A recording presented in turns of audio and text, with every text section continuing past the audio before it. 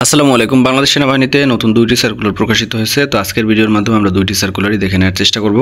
সকল চাকরির আপডেট সবার আগে পেতে ইউটিউব চ্যানেলটি সাবস্ক্রাইব করে ফেসবুক পেজটি ফলো করে পাশে থাকুন এবং যে কোনো সরকারি চাকরির আপডেট চূড়ান্ত সাজেশনের প্রয়োজন হলে হোয়াটসঅ্যাপ নম্বরে যোগাযোগ করুন। প্রথম সার্কুলারটি হলো প্রয়াস ঘাটাইল এরিয়া শহীদ সালাউদ্দিন সেনানিবাস ঘাটাইল টাঙ্গাইল।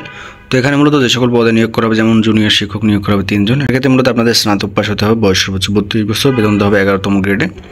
অফিস সহকারী একজন, এইচএসসি পাস, বয়স সর্বোচ্চ 30 বছর, 16তম গ্রেডে বেতন দেওয়া হবে।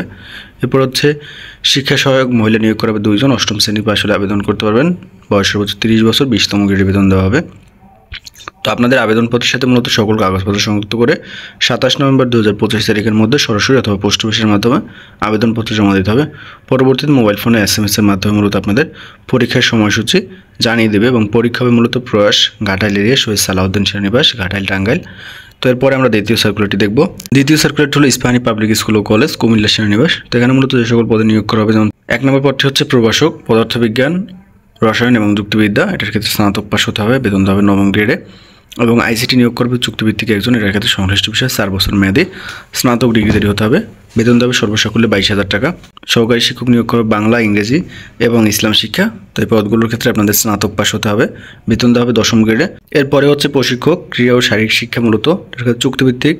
এক্ষেত্রে আপনাদের সংশ্লিষ্ট বিষয়ে প্রশিক্ষণ প্রাপ্ত হতে হবে, বেতন দেওয়া হবে আলোচনা সাপেক্ষে এবং সেনানৌ এবং বিমান বাহিনীর অবসরপ্রাপ্ত সদস্য হতে হবে, বয়স সর্বোচ্চ 35 বছর। 3 নং পদের ক্ষেত্রে সামরিক বাহিনীর অবসরপ্রাপ্ত সদস্যদের ক্ষেত্রে বয়স শিথিলযোগ্য। এরপরে হচ্ছে আবেদনের নিয়মাবলী এবং অন্যান্য তথ্যবলী। আপনাদের মূলত অনলাইনের মাধ্যমে আবেদন করতে হবে। অনলাইন আবেদনের লিঙ্কটি হলো ipsc.ed.bd ওয়েবসাইটে প্রবেশ করে মূলত 3রা ডিসেম্বর 2025 তারিখের মধ্যে অনলাইনের মাধ্যমে আবেদনপত্র জমা দিতে হবে। পাশাপাশি 800 টাকা মূলত আপনাদের পরীক্ষার ফি জমা দিতে হবে। লিখিত পরীক্ষা 5 ডিসেম্বর 2025 তারিখ সকাল 9টায় মূলত অনুষ্ঠিত হবে এবং যদি পরীক্ষার তারিখ পরিবর্তন হয় সেটা অবশ্যই SMS এর মাধ্যমে জানিয়ে দেওয়া হবে। তো 2টা সার্কুলার সংক্ষেপে ধারণা দেওয়ার চেষ্টা করেছি। কোনো ধরনের প্রশ্ন থাকলে অবশ্যই কমেন্টের মাধ্যমে জানাবেন। ধন্যবাদ সকলকে।